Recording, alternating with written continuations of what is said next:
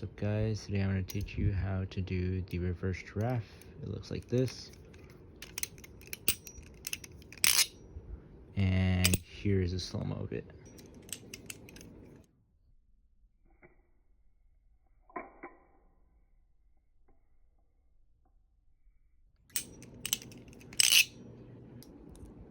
Alright, real quick, I changed it to my replicant because it's a lot easier to see tricks than my Mako.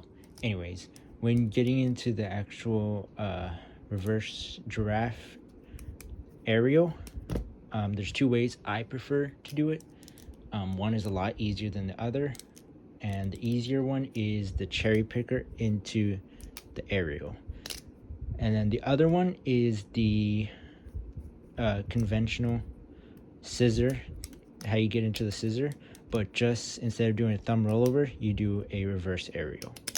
And I 100% suggest learning the reverse aerial before actually starting to do the giraffe, because the same handle that you're catching the reverse aerial on is the same one that you're learning to do the giraffe on. And after you actually learn to do this one, then you start to remove a finger. So like it would look like that. Instead of doing this, instead of like catching it normally, which is like this, you would remove this and use your thumb instead. And that is like how you would learn to catch it, like that. Just so you know which finger, like how to catch it on which finger to do the giraffe on. And after you learn that, then instead of using your thumb, you're gonna try and learn to use your index finger, which actually helps a lot in doing giraffes, because you're using it kind of like for stability and to carry the momentum. So for actually like catching it like this, you're gonna want to catch it like this with the handle like that. So it's gonna be your index finger on top and middle finger on the bottom, like in between the handles. So that's how you're gonna catch it. And then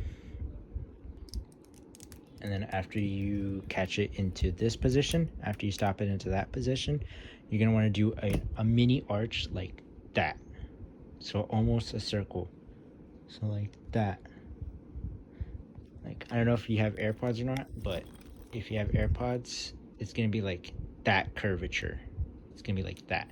So you're gonna replicate that when you're doing the reverse draft to carry your momentum throughout the whole trick.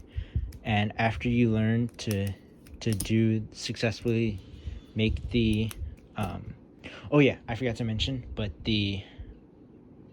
this finger, the index finger, and it's not going to go in.